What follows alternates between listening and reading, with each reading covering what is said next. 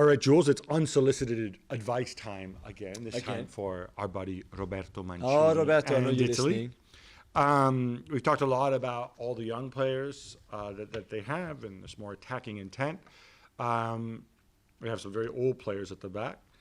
We know the formation. It's going to be 4-3-3. Yeah. It's what he's played throughout. Gigio Donnarumma is going to play in goal, unless the whole fact that he doesn't have that he's unemployed and everything, unless this all gets to him. Yeah. In which case, I would assume it would be Sidi, who didn't have a bad season on a terrible team. At the back, starting in central defense, we saw Bonucci and Chiellini. I would say please, Gab, say something. But you know they will start, right? I don't know, man.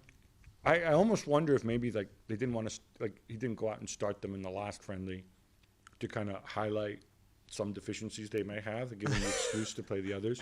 Imagine. Look, I think if Italy gets to the final, I don't see how these two guys are going to start every game between injuries, suspension, performances. On paper, he has Acerbi, who I think had a great season at Lazio, who provides a lot of the same qualities. And he's Bastoni. got Bastoni, obviously. Yeah. He has Rafael Toloi from Atalanta, who's very versatile. He's got to go and show leadership. And I think we might see a lot of rotation of center backs. Let's not forget, Bonucci missed out basically the last month of the season for Juve. Mm-hmm. You know, he was kept out of side by De Ligt and by Chiellini. So your choice, though, would be Acerbi Bastoni? Oh, 100%. Yeah. I would love it. And also, I just think they're more proactive in the way they play. They don't play too deep. I don't know. They're better. I mean, Bonucci's good on the ball, and Chiellini's not particularly good on the. I don't know. It is definitely, I think, an issue for this Italy side, and unusually because it's not an issue we've had before. Your fullbacks, it's straight choices either side. On the right, Florenzi or Di Lorenzo. So, yeah. I would go with Di Lorenzo personally because I think he's a better defender. Yeah. And on the left, Spinazzola or Emerson. But Spinazzola has to play, and also he did well with Roma for Yeah, Spinazzola played as a wing back for Roma. Obviously, defensively he's not great, but then again, it's not like Emerson is a shutdown left back. No, I mean, he hardly played for Chelsea this season, although he did score in the Champions League. He did. In midfield. Now we're talking. All right, you got to pick your three. Let's hear you. So Jorginho as the holding midfielder, I think that's a given for the way you build the play, the way he plays under pressure, all of that. Great. And then your other two would be, one has to be Barella, who is, the new king. And the other one, even if he's injured and even if we're not sure completely about when he can play, has to be Marco. I knew you were going to choose the adopted Paris boy. Of course. What I would say is I think a lot depends on the situation. I think Manuel Locatelli can do many of the same things that Jorginho does. I'd love to see him. I'd love to see him in the mix. Pellegrini as well from Roma, a guy so much energy.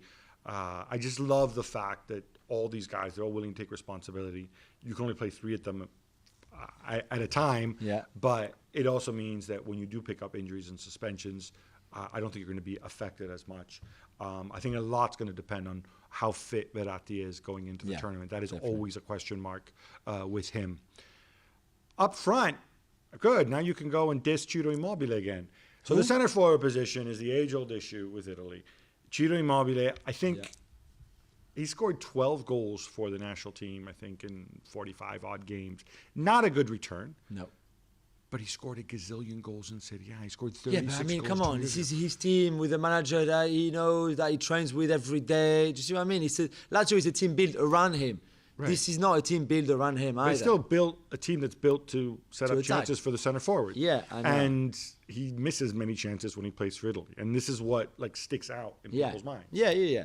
I love Ciro. I want Ciro to do well. It's just that if the goals don't come from him or from Belotti or Raspadori, where are they coming from? Does that mean Insigne and Chiesa, who we suspect are the two main contenders to play right and left? That's extra pressure on them to not just create, not be part of the creativity of the team, but also part of the finishing side of the team. Yeah, I want to give a shout out to Berardi as well, because I think Mancini really likes him, really likes his personality. I think he could be in that front, in the sort of wide rotation in the front three with with Chiesa and Insigne, it's obviously Chiesa is the value added going forward in the front three. Well. Insigne blows hot and cold, but when he's hot, he's really hot. Really hot. I'm going to put you on the spot. Do you still start Immobile, though, ahead of Belotti? Yeah. And because he's a streaky striker, like you said. If he scores on the first game, you can easily see him scoring a goal in each of the group stages games, and then in the last 16, and then you just don't know. It's another Toto Schilacci or another Paolo Rossi or another, like, I don't know. Maybe that man can be the poor man's Aguero, Jack Raspadori. Look out for him. Oh.